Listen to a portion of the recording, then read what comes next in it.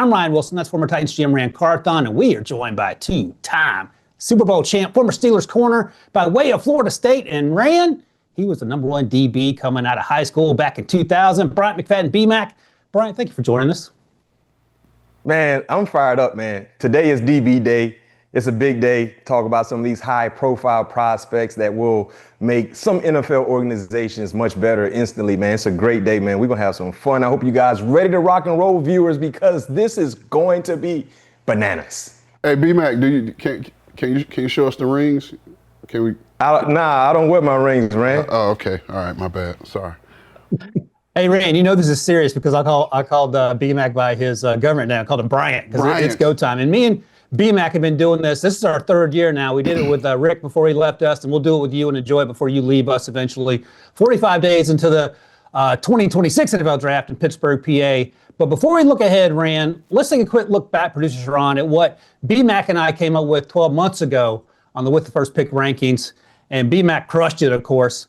Travis Hunter layup, but he had Nick Emanwari, number 2 overall. Max Harrison would have been a good player, if not for getting banged up there. We're both waiting on Jahdae Barron to break out.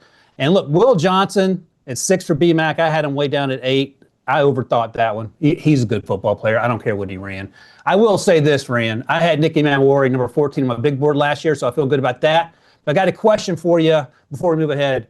What are the most important traits you look for when you're evaluating DBs? I mean, outside of the athleticism and the ability to be able to play man-to-man coverage, for me, it's across the board. It's unanimous for every position. I look for instincts. Instincts and awareness. You got to have instincts and awareness because if you don't know where you're going, then you can't play football in the National Football League or at any level. So aside from athleticism, you got to have instincts and you got to have the ability to make adjustments. And then change of direction is going to also be important. But for me, the main thing is instincts. Hey, B-Mac, what about you now that you've evaluating guys? You're not running routes as often as you used to, although you go out there with Keon Coleman trying to compete, and Mr. Rand saw you over the summer out there with those guys in Vegas. But what do you look at when you just turn on the tape? What things initially pop out to you when you determine how good these guys are? Just the willingness to compete. Do they have short-term memory? The confidence, where is their confidence level? Because playing the National Football League is night and day when you look at playing college football. A lot of the wide receivers these guys have played against any given Saturday probably won't get drafted. So when you get to the highest level, you're playing against the best in the world. So you oftentimes will give up some plays. You will give up some massive plays. But do you bounce back? Do you compete? And just the willingness to tackle. I understand that's kind of an afterthought now in terms of secondary play, but one of the reasons why Seattle Seahawks defense was so good a year ago because their secondary were phenomenal tacklers. You didn't see missed tackles coming from the back end in that group, and they would love to tackle. So those are the things that I mentioned, and of course, the things that Rand hit on as well are very, very impactful in being successful in the National Football League, either playing the cornerback position or playing the safety position. All right, producer Sharon, let's look at how we individually rank these guys, Rand, B-Mac, and me, and then we'll get our consensus with the first pick rankings. And look, fellas, not a lot of variation here, and I don't think it's groupthink. We've all watched these players individually. We talked to most of these young men at the Combine last week. B-Mac, you're our guest, and then Rand, you can follow up. Number 1 on the list is Mr. Mansoor Delane out of LSU. B-Mac, he's 6'5", 187 at the Combine, has not run yet. His pro day is March 23rd. So B-Mac, tell me about Mansoor, and then Rand, you follow up. I love Mansoor. Of course, I didn't have him number 1 on my board, but for me, guys, either or, I think they're difference makers, in my opinion. My notes on Mansoor Delane, when you look at his collegiate career, over 2,400 snaps played. He's seen a lot of football, 8 career picks. I love his ability to attack the football, especially in 50-50 opportunities. His plant drive, guys, no wasted steps in his plant drive. And the thing about not having wasted steps, you're a step closer when you don't have any false steps or any wasted steps. So he's always in the hip pocket of pass catchers. He's comfortable in press. He's comfortable in space. I think the versatility is there for him to be an inside guy or an outside guy. And he's a ball searcher. He attacks the football anytime the ball is coming his way. And then when I look at his season from a year ago, the best game that I watched was week 1 against Clemson.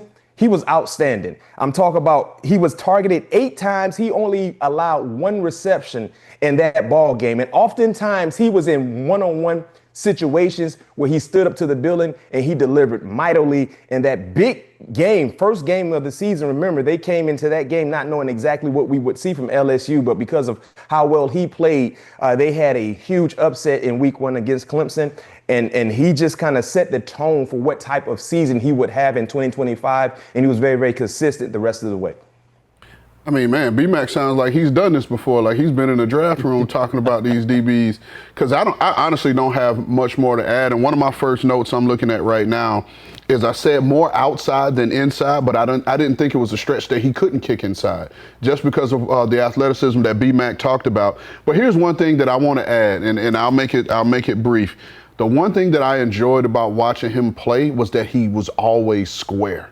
Right, which gets a lot of young DBs in trouble. He was always square to the target, and that forced those receivers to kind of have to play through his body, which, as B-Mac will tell you, if you got body on the body, you got that guy's covered in most cases. And so I love that about him. And then just his willingness to tackle, like B-Mac talked about. And I've said this before, we talk about setting the edge, and we kind of normally put that on the edge players, whether it's an outside linebacker or a defensive end.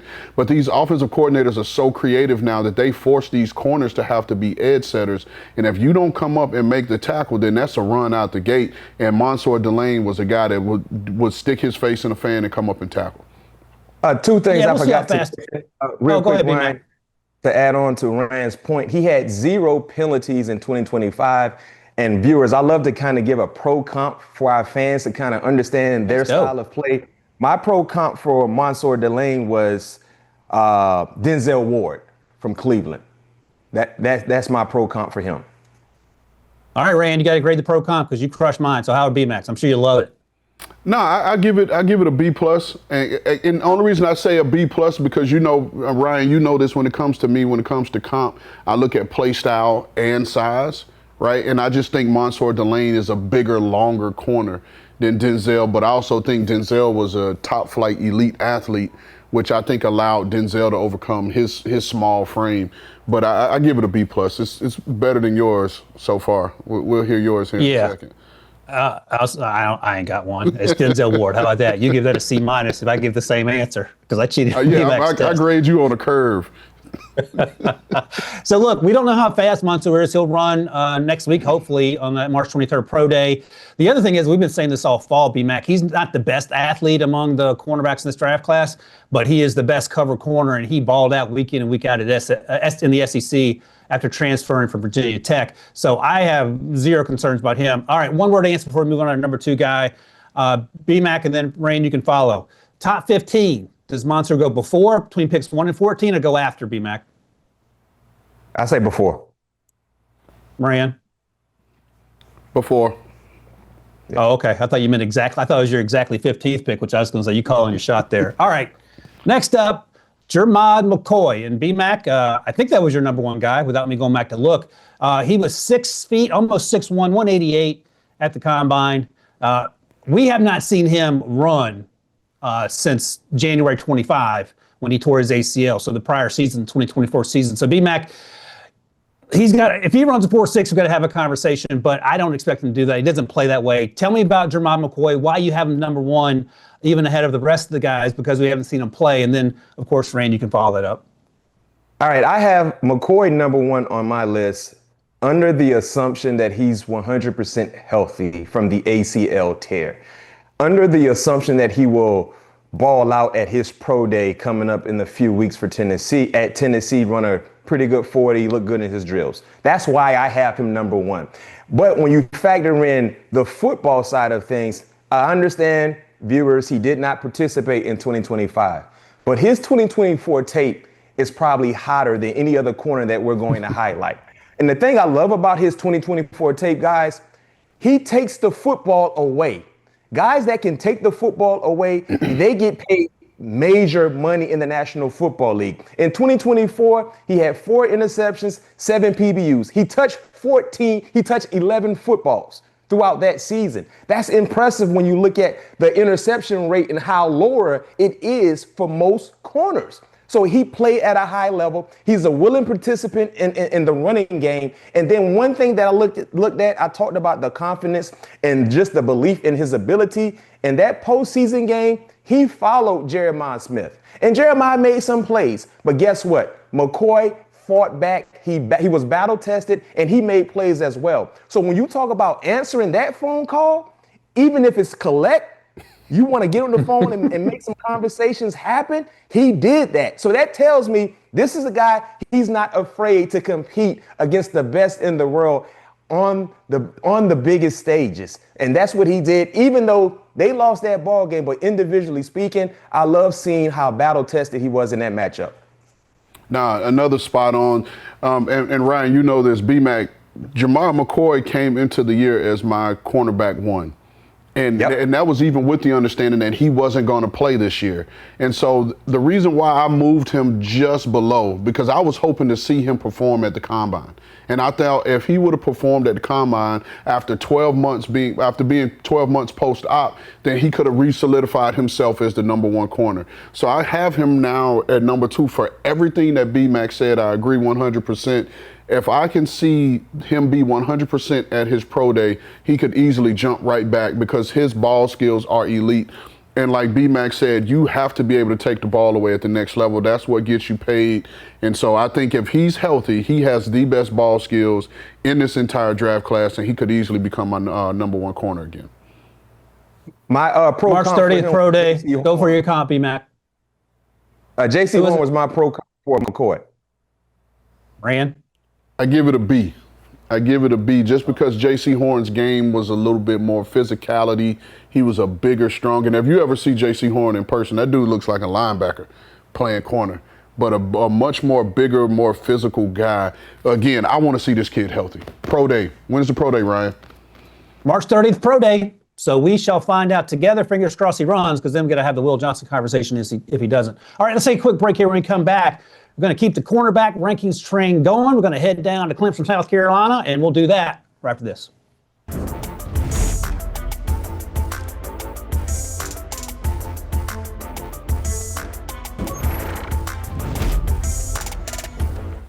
Welcome back to With the First Pick. We are going through our final quotation marks, cornerback and safety rankings.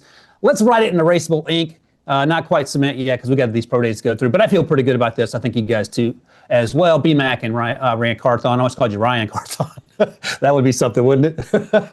All right, number 3 on our list, the consensus list, Avieon Terrell out of Clemson. I had him a little lower than both of you. He's a good player. He's going to be almost certainly a first-round pick. Almost 5'11", B-Mac, 186. Their pro day is later this week, March 12th. We don't know how fast he's going to be in the 40-yard dash. He played plenty fast. B-Mac, tell us what you think of Avieon, and then, of course, Rand, you can follow up. Yeah, my notes on Avieon, very, very feisty guy. He plays what I call that mother-in-law defense. Most mother-in-laws, not my mother-in-law, but most mother-in-laws are very, very nagging.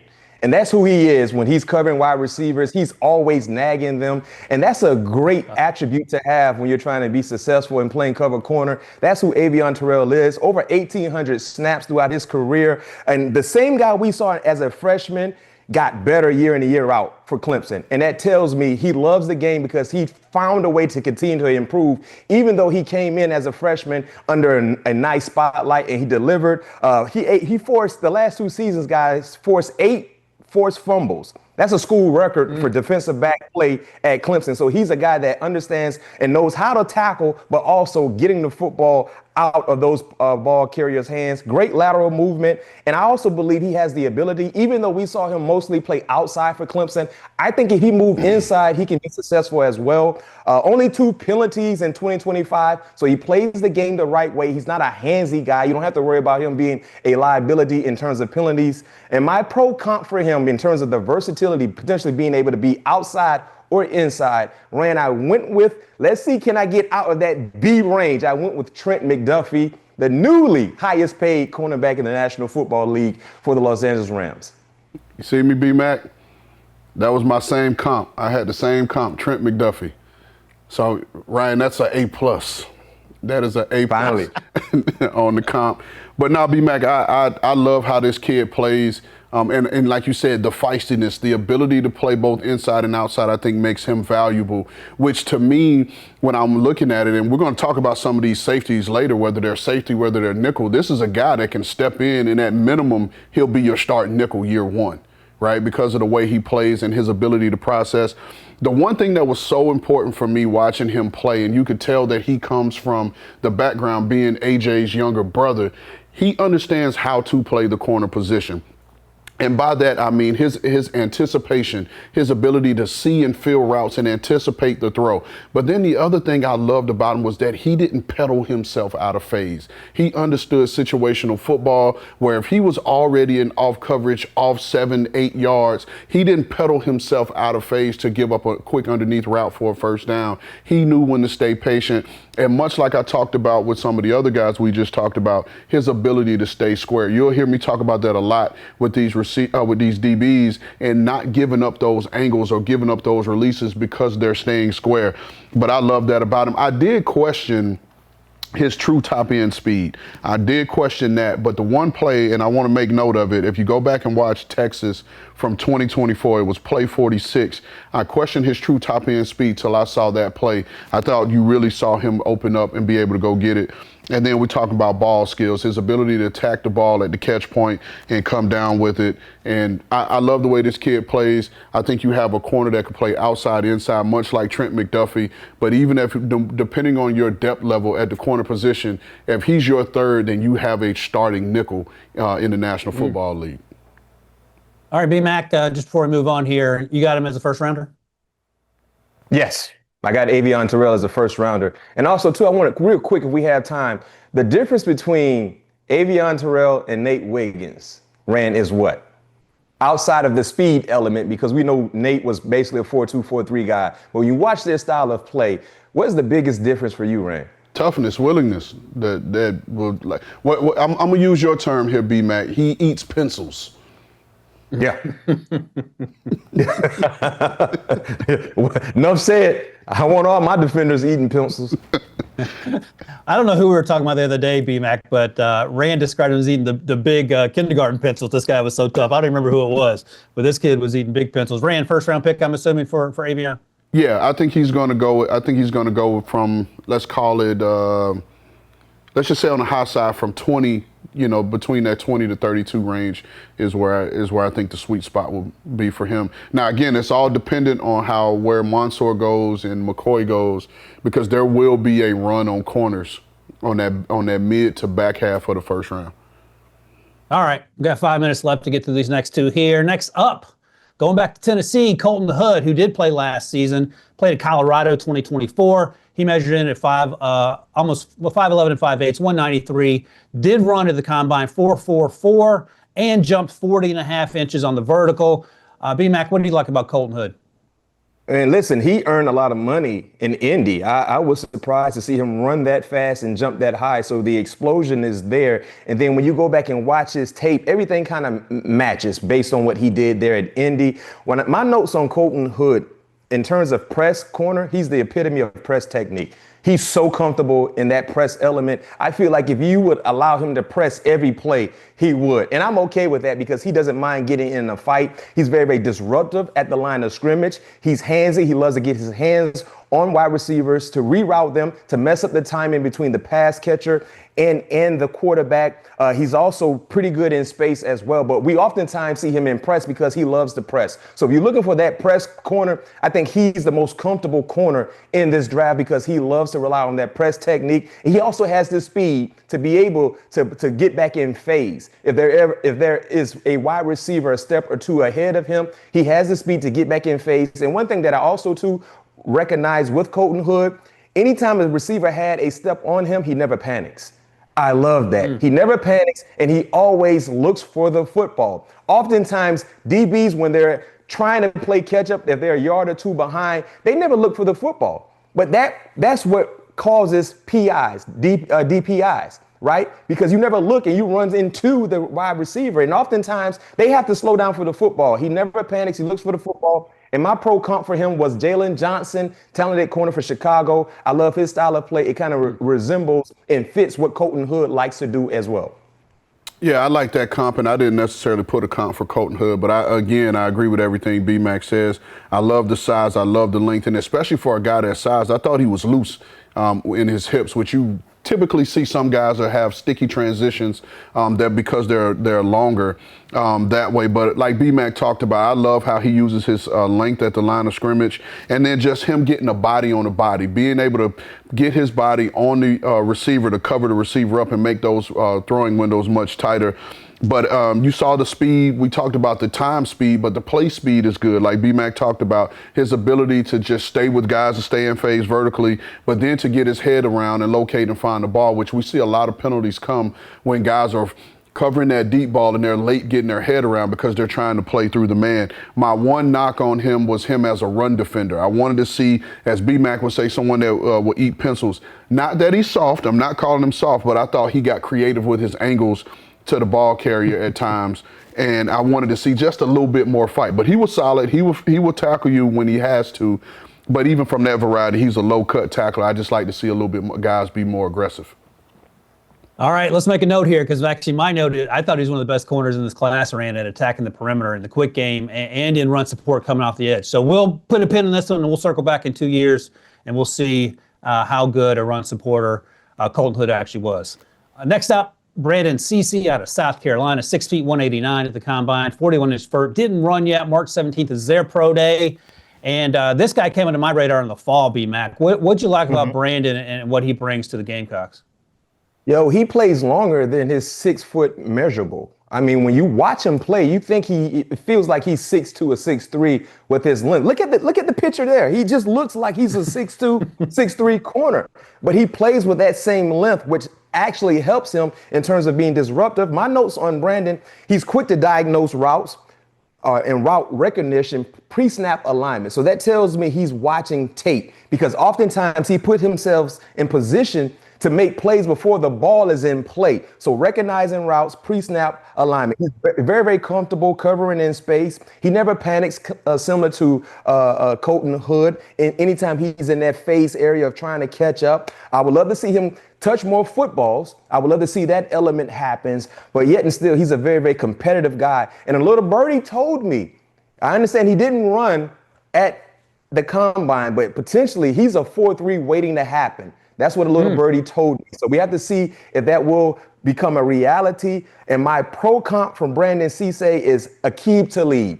Very, very lengthy corner, very, very athletic. Aqib had a really, really good career in the National Football League. Brandon's style of play reminds me a lot of Aqib Talib. Yeah, one thing I loved about this dude, Ryan, was just his understanding. Like B-Mac said, you could tell he watches a lot of tape and he studies. He understands and plays to where his help is, right? He doesn't try to win every down on his own. If he knows he has to play outside because he's got inside help, he plays to that. And I thought he was really good from that standpoint in terms of his feel, his route recognition, anticipation. And one of the notes I have is he trusts and relies on his fundamentals and techniques. Because when all things break down, you have to be able to get back to being technical and relying on your fundamentals, and I thought he did a good job of that. The one knock I had on him was his eyes. I thought his eyes could get a little muddy, peeking back at the quarterback instead of just playing his man or allowing things to happen. But that's most young DBs. They get to the point where they transition, they peek back at the quarterback, and then you give your guy a step on it. So that's an area of his game that he can improve on. And I mentioned in the thing too, in terms of his balls, because I thought when the opportunities I saw him play the ball, he played the ball well, but you just didn't see very many opportunities where the ball was thrown in his direction. And then too, South Carolina runs a rotation, which kind of doesn't allow guys to kind of stay in the flow of a game. So that's no knock on him. But I hate love that. This. Yeah, I hate it too. But I love the way this kid plays. Hey, what's the grade for Aqib Talib, Ran? No, I give that another B+. Give that another B. I'm still in the B's? I just got 1A? Yeah, because you agree with me. All right, you got to go study, B-Mac. Me. All right, here we go. 14 PBUs the last 2 years, just one interception to B-Mac's point, and that came in 2025 for Brandon Cisse. I think he's going to be in the first round, second round. Borderline